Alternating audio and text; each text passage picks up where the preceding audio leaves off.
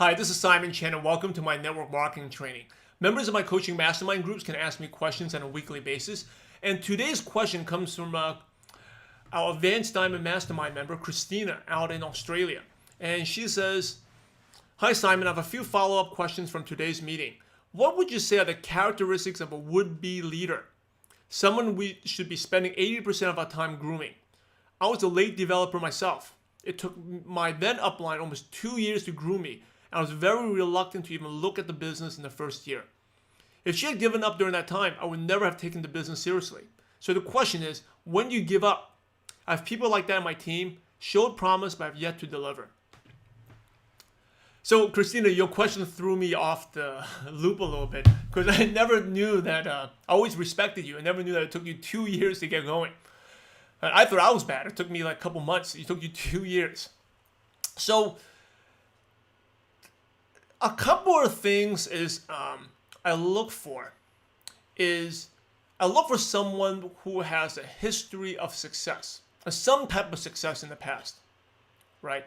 So meaning that, like for me, I graduated from an Ivy League school, and so I'm sharing what my mentor looked for me, right?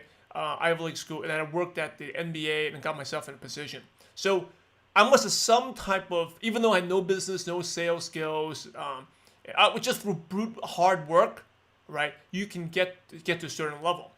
Even though I wasn't working smart, but I was working hard. So that shows you like there's some, and so my mentor spotted that. She knew that, hey, I had to have some type of success, and that helped me, right? So for your case, right, you were like a successful executive. So you must have some type of, you went through some pains and perseverance, difficulty, challenges to, get into university, to get into the corporate job, to climb that corporate ladder, right? You had to go through those, and there's not easy. So you had some type of success, things that will help you out. Another thing, so similar to that is just like maybe not someone not successful in career, but they were a good athlete, right? Or a good musician. Right? Because whether you're a good athlete, musician takes a tremendous discipline. And a lot of times it's just taking those disciplines and switch it over and apply it to your career or the business. And for me, like I used to be a fanatic about basketball, and what got me going in my NBA career, even though I wasn't working hard, but I just worked hard. I didn't work hard in school, but I worked hard at the NBA when I worked there, was because I approached the same way I used to approach sports. Just hard work, extra practice, right? And it's the same thing I did when I started my network marketing business. Just daily discipline, focus and discipline, self-development. I used to practice basketball all the time. Self-development is my way of practicing. Every day reading, learning, and applying. So I would look for anyone with a success background. Scott McGee, one of my business partner, very successful. When I first met him, it took him a couple years to get going, but he had a tremendous discipline and work ethic from his high school sports. He used to wake up at 4:30 a.m. to practice and lift weights and work out and do drills and sprints while other kids were sleeping. He would do that just so he got an edge, and he ended up being one of the captain of his football team, the best player, right? Maybe not the best, but definitely one of the best and good enough to play in college to get a scholarship. And so that type of dedication, drive, someone could do it already. Now maybe they can transfer that focus into the business. So that's the first thing I look for. The second thing I look for is you have to keep daily communication with them. So like usually a blog is helpful. Weekly email is helpful. So they hear from you. And maybe right now is not a good time for them to get going. And like you said, your upline spent, you're very reluctant to look even the first year, right? You joined, you're reluctant to look, but she followed up with you.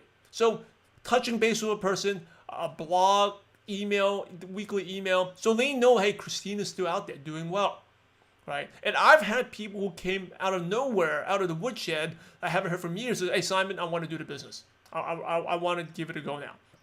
So you have that because they know I'm around. They know I'm still active in the business. Now, they probably won't actively pursue me to find out when I'm in the business, but if they hear from me, they know, hey, Simon's doing well. Simon's out there, right? And then they will contact me. Now, at the same time, I've had a lot of people contact me, and then they end up doing nothing, going back to the old ways. So how do I find out is And I never give up on them, but I give them opportunities to do something. Like, hey, you know what? When do you want to start prospecting? Let's make that names list. Let's go out and prospect. When do you want to do it? You know, call me when you're ready. I'm free anytime. Just call me when you get a meeting set up.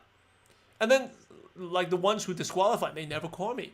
Something always happens. Oh, I'm too busy with the family, and this and that. I just remember recently I had someone like that.